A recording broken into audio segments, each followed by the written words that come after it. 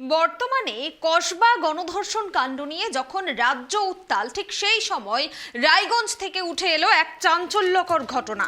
অভিযোগ উঠেছে, ধর্ষণের মামলায় অভিযুক্ত এক ব্যক্তি জামিনে মুক্তি পেয়ে ফের প্রতিবেশী গৃহবধূকে ধর্ষণের হুমকি দিয়েছে।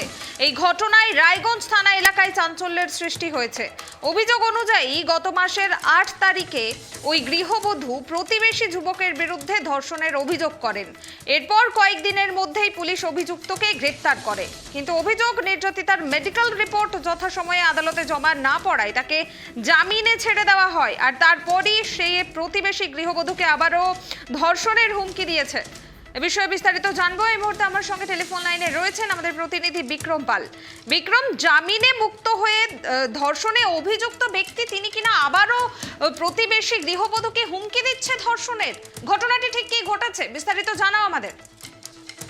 দেখো, একদমই কুনামি নির্যাতিতা তরুণী গৃহবধূ গত মাস তারিখে লিখিত কমপ্লেন করেন রায়গঞ্জ থানায় যে তাকে ধর্ষণ করা হয়েছে, এবং সেই মোতাবেক রায়গঞ্জ থানার পুলিশ যে অভিযুক্ত তাকে গ্রেপ্তারও করা হয়, এবং গ্রেপ্তার করার পরে তাকে তদন্ত করে তার মেডিকেল রিপোর্ট সহ সমস্ত কিছু কিন্তু জমা দিয়েছিল আদালতে। যেমনটা নির্যাতিতা অভিযোগ করছে, যদিও সেখানে যে সে যে যখন আদালতে গিয়েছিল তখনকার পুলিশ প্রশাসনের তরফ থেকে কোনো মেডিকেল সার্টিফিকেট কোর্টে জমা দেওয়া হয়নি, এবং সেই কারণেই কিন্তু অভিযুক্ত এই চলতি মাসের 4 তারিখে ছাড়া পেয়ে যায়, এবং ছাড়া পাওয়ার পরে আবারও সেই গৃহবধূকে কিন্তু নির্যাতিতা গৃহবধূকে কিন্তু ফোন করে হুমকি দেয়, এবং পাশাপাশি শুধু হুমকি নয়, সেই এলাকার বেশ কিছু জন কিন্তু তার আত্মীয়দেরকে, তার দেওরদেরকেও কিন্তু কানাঘুষ বলতে থাকে যে এই ঘটনা, এবং এই নির্যাতিতা মহিলা পাড়াতে মুখ দেখাতে পারছে না, এবং সেই ক্ষেত্রে দাঁড়িয়ে থেকে কিন্তু চাঞ্চল্যকর অভিযোগ উঠছে যে এই যে জামিনে ছাড়া পাওয়ার পরে আবারও সে কিন্তু হুমকি দিচ্ছে নির্যাতিতা মহিলাকে, তাকে আবারও ধর্ষণ করবে বলে কিন্তু দাবি করছে এই নির্যাতিতা। যদিও গতকাল রাত্রেবেলা কিন্তু আবারও সেই নির্যাতিতা মহিলা রায়গঞ্জ থানার দ্বারস্থ হয় এবং লিখিত অভিযোগ দায়ের করে, এবং সমস্ত কিছু কিন্তু দেখো নির্যাতিতা মহিলা যেমনটা বলছে যে কাঁদতে কাঁদতে তিনি বলছেন তিনি পাড়াতে থাকতে পারছে না, এবং পাড়ার সমস্ত লোকজন কিন্তু কানা খসিয়ে তার পরিবারের লোকজনকে কিন্তু এই ঘটনাটি বলছে, এবং সেখানেই দাঁড়িয়ে থেকে অভিযোগ উঠছে যে জামিন পাওয়ার পর আবারও কেন হুমকি দিচ্ছে। এবং নির্যাতিতা মহিলার অভিযোগ যে পুলিশ কিন্তু তাকে ছেড়ে দিয়েছে, সেখানেও অভিযোগ করছে নির্যাতিতা যে সেই অভিযুক্ত সে কিন্তু বিজেপি দাপুটের নেতার পরিবারের থেকে কিন্তু তিনি রয়েছে, এবং সেই ক্ষেত্রে দাঁড়িয়ে থেকে কিন্তু প্রশ্ন উঠছে যে পুলিশ কি তাহলে বিজেপির নেতা বলে কি তাকে গ্রেপ্তার করে আবারও ছেড়ে দিচ্ছে, এই কিন্তু প্রশ্ন তুলছে নির্যাতিতা। এবং সেই অভিযোগের ভিত্তিতে দেখো গতকাল অভিযোগ দায়ের করেছে, এবং তারপরে কিন্তু আবারও পুলিশ কিন্তু তদন্ত শুরু করেছে এই বিষয়ে, এবং পুলিশ সূত্রে যেমনটা জানা যাচ্ছে যে সমস্ত সাক্ষ্য প্রমাণ পেয়ে এবং মেডিকেল রিপোর্ট সমস্ত কিছু জমা দেওয়া হয়েছিল আদালতে, এবং আদালত সমস্ত কিছু মেডিকেল সার্টিফিকেট দেখে তারপরে কিন্তু এই অভিযুক্ত ব্যক্তিকে আদালত জামিন দিয়েছে। তবে আবারও যে অভিযোগ হয়েছে সেই অভিযোগের ভিত্তিতে আমরা তদন্ত শুরু করেছি, যদিও এখনো পর্যন্ত তদন্তে উঠে এসেছে যে গতকাল যে ফোন করা হয়েছিল নির্যাতিতাকে, তাকে তার যে অভিযুক্ত স্ত্রী এই নির্যাতিতার নাম্বার তার স্বামীর মোবাইল থেকে, অর্থাৎ অভিযুক্তের মোবাইল থেকে তার স্ত্রী নাম্বার ডিলিট করার সময় কিন্তু ফোন চলে এসেছে বলে কিন্তু পুলিশ সূত্রে আমরা জানতে পারছি।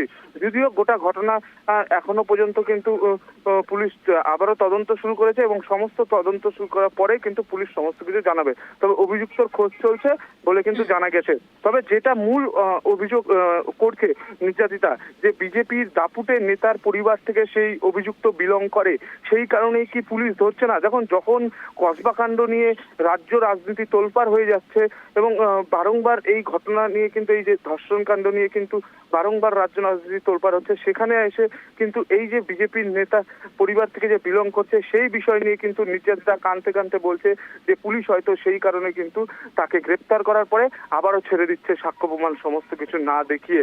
তবে সমস্ত কিছু বলার পরে এখন একটাই প্রশ্নচিহ্ন, আবারও কি তাকে গ্রেপ্তার করবে পুলিশ? কারণ এখনো পর্যন্ত অভিযোগ দায়ের হওয়ার প্রায় 9 ঘন্টা কেটে যাওয়ার পরেও কিন্তু এখনো অভিযুক্তকে কিন্তু গ্রেপ্তার করেনি রায়গঞ্জ থানার পুলিশ। কুনামি, ধন্যবাদ বিক্রম। যে খবরের দিকে আমাদের নজর রয়েছে, রায়গঞ্জ থেকে এই চাঞ্চল্যকর ঘটনার খবর সামনে এসেছে। অভিযোগ উঠছে ধর্ষণে মামলায় অভিযুক্ত এক ব্যক্তি জামিনে মুক্তি পেয়ে ফের প্রতিবেশী গৃহবধূকে ধর্ষণের হুমকি দিয়েছে। এই ঘটনায় রায়গঞ্জ থানা এলাকায় চাঞ্চল্যের সৃষ্টি হয়েছে। জানা যাচ্ছে গত মাসের 8 তারিখে ওই গৃহবধূ প্রতিবেশী যুবকের বিরুদ্ধে ধর্ষণের অভিযোগ করেন। এরপর কয়েকদিনের মধ্যেই পুলিশ অভিযুক্তকে গ্রেফতার করে। কিন্তু অভিযোগ উঠছে যে নির্যাতিতার মেডিকেল রিপোর্ট যথাসময়ে আদালতে জমা না পড়ায় তাকে জামিনে ছেড়ে দেওয়া হয় এবং জামিনে মুক্ত হয়ে এসে আবারও ওই গৃহবধূকে ধর্ষণের হুমকি দেয়। ঘটনায় ফের গতকাল রাতে রায়গঞ্জ থানার দ্বারস্থ হয়েছেন গৃহবধূ। তবে এখনো পর্যন্ত অভিযুক্তর খোঁজে তল্লাশি চালাচ্ছে পুলিশ।